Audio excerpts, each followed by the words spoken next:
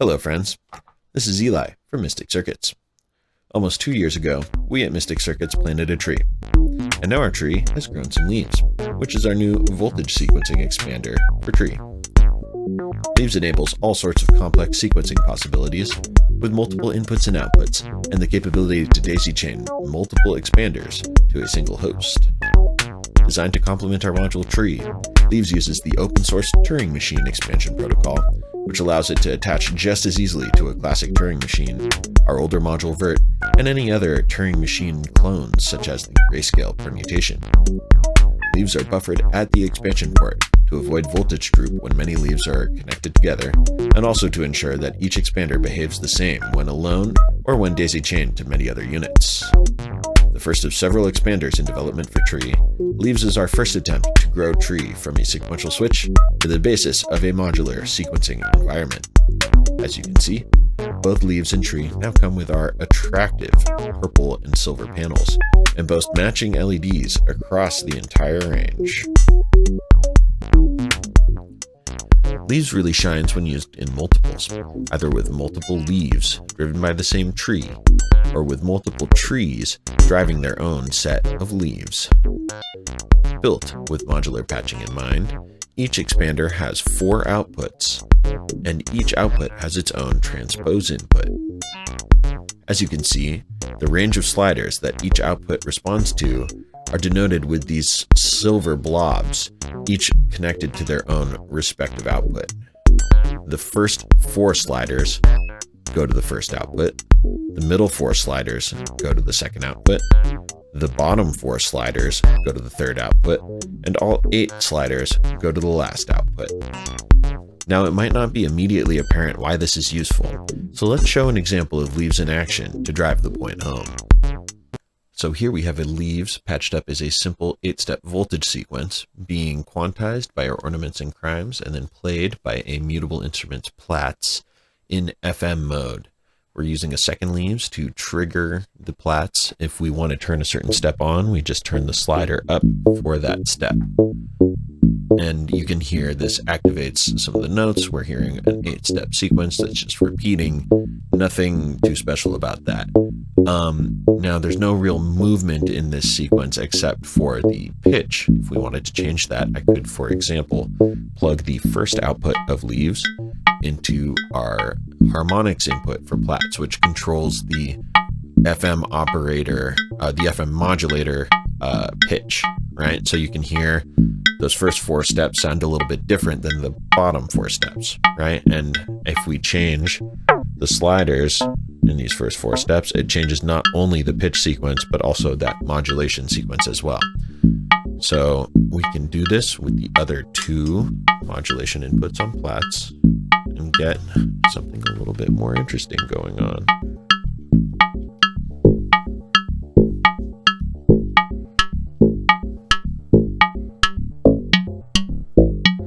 Right, and so now you can sort of hear on top of the normal pitch sequence, we have a bit of variety and modulation happening. This technique can be really useful for doing things like accents, for bumping up filters or extending envelopes on certain steps in a simple monophonic 8-step sequence. But you might know that tree doesn't necessarily play all 8 of its steps in order. So if we were to patch something into the shift inputs on our host tree, you can see now the steps are jumping around, and now the sequence is jumping in and out of all of the different ranges of sliders. And now that'll give you a more interesting voltage sequence coming out of each one of the outputs that doesn't necessarily just happen sequentially like it was before. If I patch in another shift input, you can see we're now sort of jumping in and out of each of these zones and creating several somewhat complex voltage sequences, all based on the same Leaves expander with the same slider settings, and changing any of these slider settings will change the sequence for all 4 of these outputs. Right? And it's a little hard to tell, but this is quite a bit more complex than what you would get with just a normal 8-step sequence. And in order to show, or not necessarily a normal 8-step sequence, but a normal a sequence coming from tree, just sequencing the pitch. If I unplug these modulation outputs, you can hear it sounds quite a bit less animated, right? Having the little bit of modulation on all of those different steps really adds a lot of variety to what's going on there. Another use for leaves is to add variation to a static voltage sequence, using its transpose inputs and another voltage sequencer to add two sequences together. A nice benefit of using one of the first 3 outputs is that this can cause only temporary changes in the original voltage sequence, allowing for some interesting arpeggiation of the incoming sequence without having things get too busy. Here we have the unaltered sequences going through leaves. All of our sliders are all the way down, so it's not doing anything to change the sequences. And we actually have 2 sequences coming in. Our first sequence is going to a mutable instruments Platts, and that's coming from the 3rd output of leaves. We're going into the 3rd transpose input and then pulling out of the 3rd output from leaves. And then the other sequence is our Erica baseline, which is going into the 1st transpose input of leaves and coming out of the 1st output of leaves. Right, so the 2 have nothing to do with each other right now. Our leaves is just passing through unaltered voltage sequences, but you can see that the LEDs on leaves are moving around sort of independently, but also a lot faster than the sequences that we're hearing right now. So if I was to turn some of these sliders up, you can see when it crosses over these sliders, we're getting some weird arpeggiation of the baseline sequence, right? And if I was to do the same thing down here, we get some interesting variation of the Platts sequence, right? Keep doing it, and just keep getting weird stuff. And you'll notice that when the Platts sequence is being modified, the baseline sequence is completely the same as its input, and vice versa. When the baseline sequence is being modified or arpeggiated or whatever, the Platts sequence is the same as its normal input. But because they're jumping around, you're getting little bits of the original sequence coming through, and then the variations from leaves are happening on top of that. If you were to use the final output of leaves, which uses all 8 of the sliders, you would get constant variation of your sequence, and it might be a little bit jarring with something this fast, right? So messing with these sliders again, you can see we can have some of the steps be off, right? And so, like, let's say I only have 1 slider for each section up, right? Maybe I'll do this one and then that one. We're mostly getting our original sequence through, but every once in a while it throws in a little bit of a transpose in order to alter things. You can see we're getting all of this variation from a single leaves, right? So just one leaves has a lot of power to be able to modify multiple things that are happening with it. But what happens when we tie together a whole bunch of leaves? So this is the sort of thing that you can do with a whole bunch of leaves tied together. As you can see, we have these 8 leaves expanders all tied to this host tree over here, with a second tree switching between all 8 of them. And this gives us essentially all of the parts that we need in order to make a 64-step analog sequencer. Now, in order to get this to work, we have the first output, the switching output on the actual tree right over here. Our first tree has the first output going to the clock of the second tree, and we have a voltage offset going into the switching jack of the first tree as well. This is in order to make a gate that's strong enough to clock the second tree. And basically what this does is that every 8 steps, it'll cause a gate to go to the second tree, clock through to that tree, cause that to switch to the next leaves expander, and that'll sequentially go through all 64 of the steps that we're working with. Now, you could technically do this with a clock divider.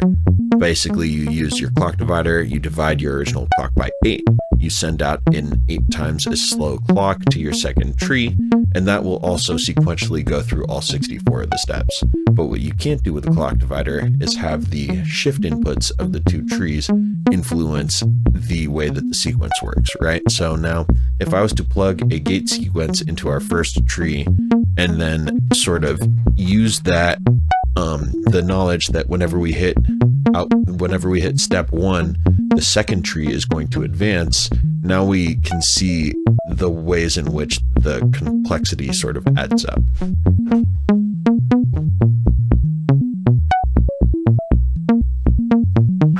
Sorry, I do need to go out of shot in order to show this. So you can see now the step on the first tree and on the leaves expander is jumping around, right? And that when that happens, the clock to the second tree becomes more irregular, right? So whereas before it was just steadily moving along every 8 steps, now it's jumping around and causing it to sometimes go faster, sometimes it goes slower, right? And that this actually gives a whole other realm of possibility for ways that the two trees could be clocked together. I'll add in a second shift sequence in order to show a little bit more what that's about.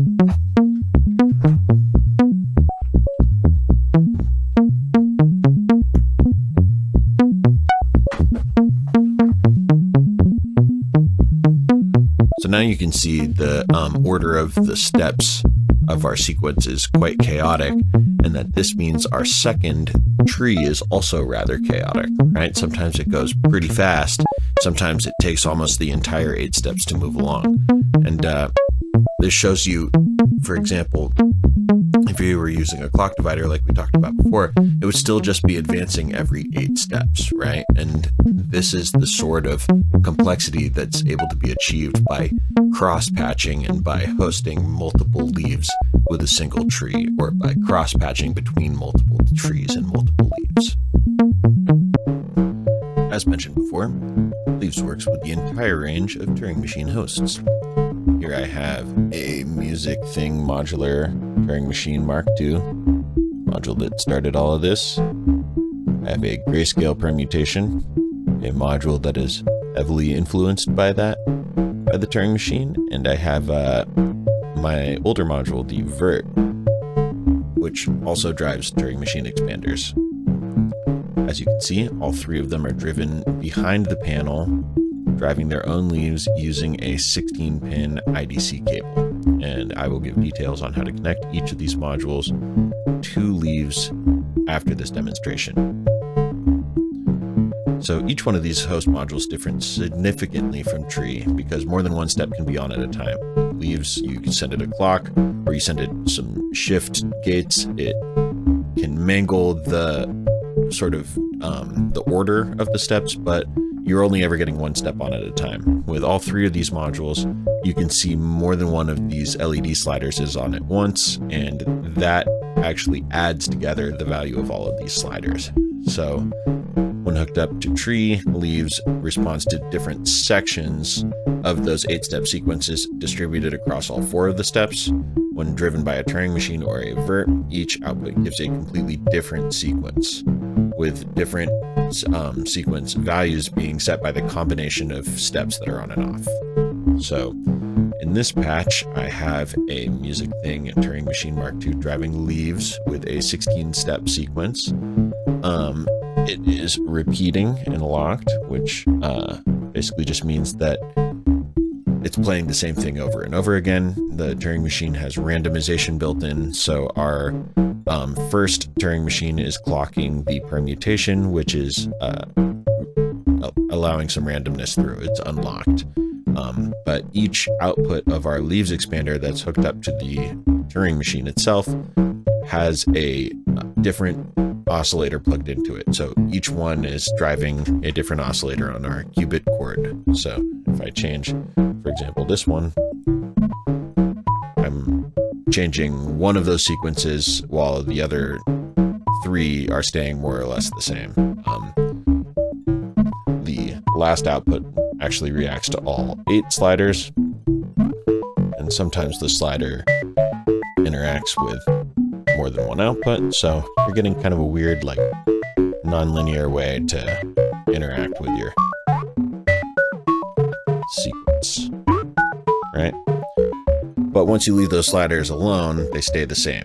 So our second permutation has an output of its leaves that I'm going to plug into one of these transpose inputs. And then you can hear 3 of the voices will be staying the same, and one will sort of slowly be evolving with the sequence happening on permutation. I can take the other outputs of permutations leaves and plug it into some timbre inputs in the patch. Get some more kind of variation in what's going on there.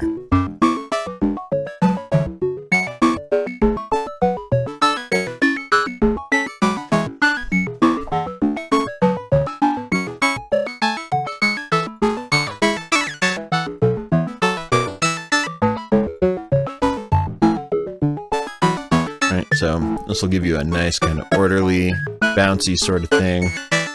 Vert is a totally other beast. You're going to get total chaos out of Vert.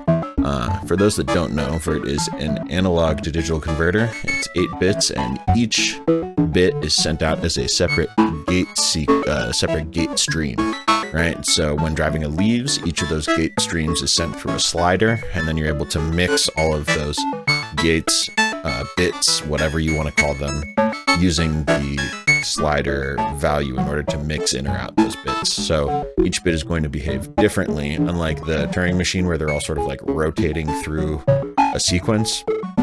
On Vert, the bits that are higher up on the panel are going to be faster than the ones that are down here because they describe a smaller change in the input voltage. So these ones at the top, very fast and chaotic and noisy, and these ones at the bottom are fairly normal.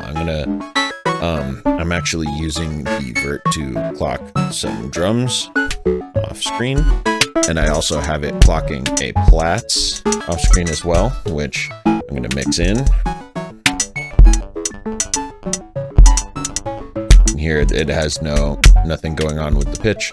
In fact, I'm just going to mix out the chord for a second, so we're just hearing the Platts, right? You can hear much more chaotic. It's being driven with an LFO being clocked from our permutation. And if I was to plug our FM input into output 3, you can see these bottom 4 sliders. Now you can see these bottom 4 sliders are going to be adding together to give you your sequence, right? It's unquantized, so it's just kind of bonkers off the wall, and it gives you like 8-bit arpeggiated sweep kind of sounds, right? Now if I go to the middle output, you can hear that it's much faster and more chaotic, right? So it's kind of going up in the level of energy that you're getting out of it. And then I do my last output, and you're just getting crazy noise out of it, right? I can turn down the frequency and it'll turn down the intensity of the data that's coming through, but overall, especially in high frequency mode, it's just going to be giving you craziness, right? And then our last output actually reacts to all 8 of these bits, and so you get a kind of nice combination of the sanity and the craziness.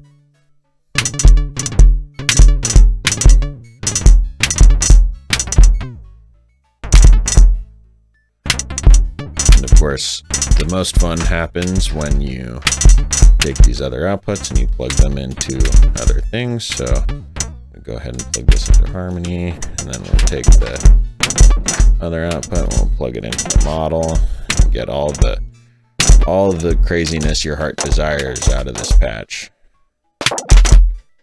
All right. In fact, I'm going to take out the clock, and then we'll just be getting a steady LFO.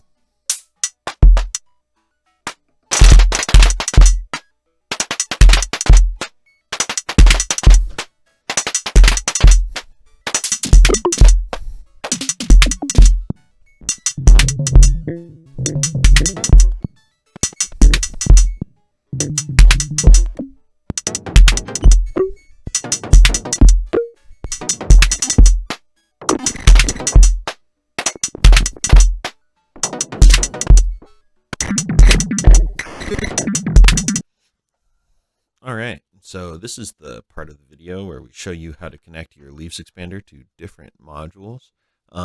We're using a green screen to add this lovely video in the background, but unfortunately did not foresee that this also green screens out the circuit boards for our modules. But I still feel like it looks better than a raw green screen, so I'm just going to go ahead and do this, and hopefully it won't be too confusing for you folks at home. If you have any questions, please send me an email through my website. So we have our Leaves expander right here, right? And on the back, I also would like to point out really briefly this jumper. What the jumper does is it takes our final output, the one that reacts to all 8 sliders, and it switches it between a 2-volt and a 5-volt range. And why that's useful is that sometimes when you're doing note sequences, you don't necessarily want to jump an entire 5 octaves over the range of your notes, right? You think if a guitar has like 3 octaves, you're not really using the entire 3 for most of the time. And the other nice thing is that these sliders have a center detent.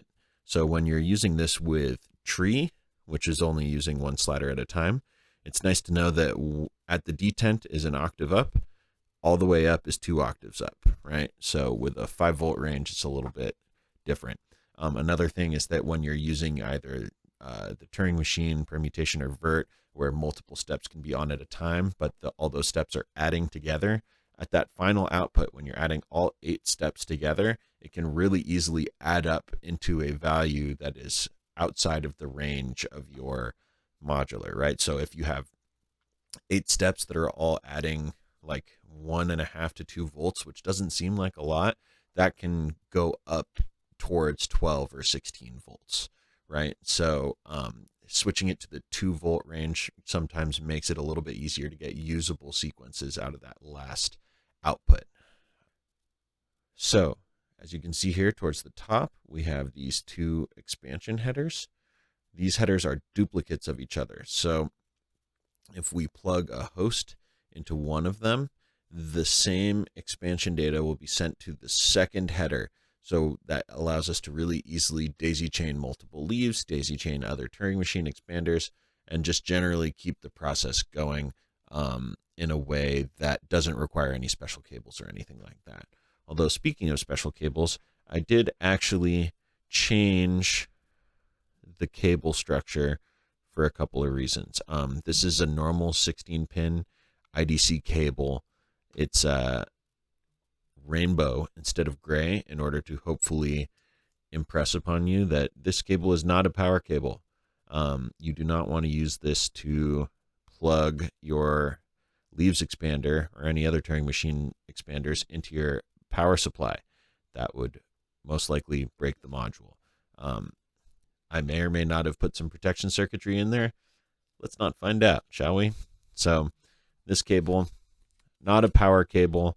It comes with a link on it to my GitHub, which has more information on how to safely use the expansion ports, the protocol, and plug modules into each other, as well as ways for you to make your own modules with all the sort of things that I've learned about using this format. So go ahead and check that out if you feel necessary. But another thing to notice is that this cable does still have a red line, and it has a little thing on the sticker that says red line.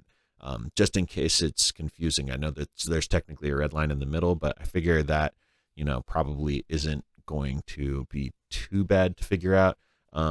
You'll notice here on our module, we have this white line at the bottom, right? And that normally denotes where the red line on a power cable is. It's usually gray, all gray except for one line, which is red, which is your minus 12 volts. Here, the red line is this white line here. And so we'll take our cable and plug it in so that the red line, right, as marked on the sticker, is matching this white line on the headers, right? You'll see it also says no power here. You could tell I've had to deal with this before. Do not plug this module into your power supply. I think I've given enough warnings at this point. So red line right here going to your white line on the circuit board. Now, if I take a second expander cable And you'll see another reason I made these cables actually. When on normal on normal 16-pin, on normal power cables, the direction of both sockets is the same, and on this one they alternate, which makes it easier to daisy chain the cables together without needing a whole bunch of kinks in them, right? So you can see here, one cable just kind of, push this in a little more. One cable just sort of nicely sits on top of the other one.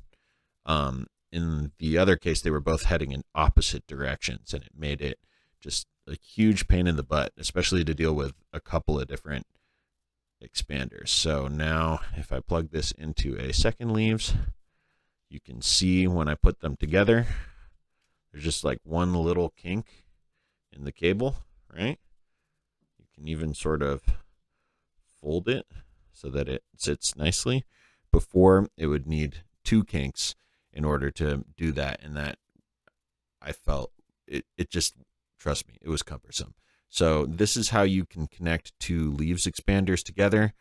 You can see on this expander, it is also heading down. So if you wanted to connect a second expander on top of that, you just plug into this cable here and then plug into the second port on the other expander.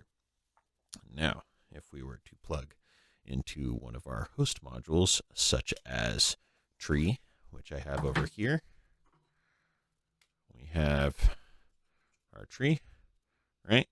And the back of our tree has the headers. You can see right here, it's our 10-pin power cable. Fortunately for us, you can't really plug the expansion cable into there, so there's really only one other place to do it, which is right here, right? You'll notice there's also this white line at the bottom, matches up with our red line, so we go ahead, plug the red line into there, facing down, right? Makes it easy to keep track of. Most of my modules have the red line facing down.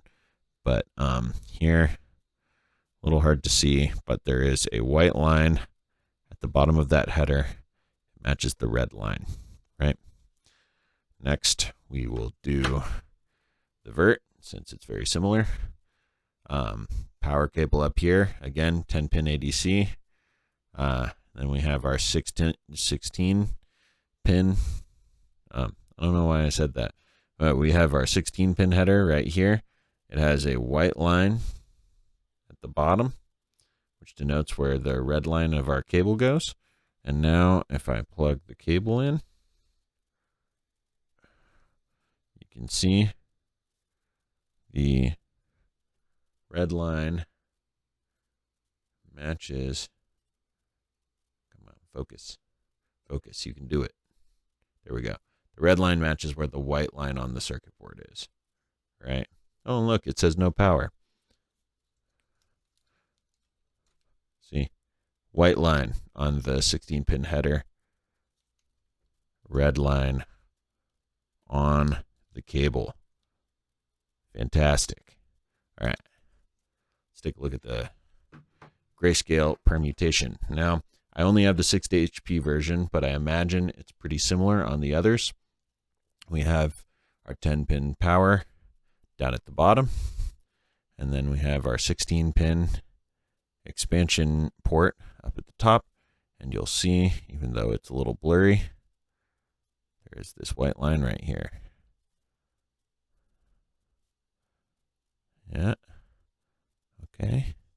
So what we're going to do is we're going to plug the red line into where the white line is. There we go. Red line into the white line on the header, which is also facing down. And that goes again to our leaves expander. So red line on our cable to the white line on the header, right? So I know that there's a 6 HP, 10 HP, and a 12 HP version of the permutation. There's several versions, and that I believe the other versions have 2 expansion headers. You want the one that says gates on it. There should be one that says pulses and one that says gates. Look for the gates one. And it's a similar thing on the original Turing machine. We have 2 expansion headers. You can see there's a power header down here. These caps make it so you can't really plug an expander in, but then there's also the expander outputs. You'll see gates and pulses. We want gates, and there's this little thing that says red down here for the red line. So we're going to go ahead and plug our expansion cable in with the red line facing downward where the little red arrow thing is, and that's how you plug into your Turing machine. So there you go. That should be everything you need to know in order to plug your leaves expander in. Again, if you have any questions or at all unsure about something, please contact me before doing something that might be incorrect, or you can check the GitHub page where I've linked to the extra information on how to safely plug in your module. As you can see, Leaves is an incredibly versatile expander for a wide variety of host modules. Offering each of its modules something unique, Leaves is also able to easily combine with other Leaves or other Turing Machine expanders you may already have. With multiple inputs and outputs, Leaves is an incredibly patchable analog sequencer. Grow your idea of what a sequencer can do with the mystic circuits in Leaves.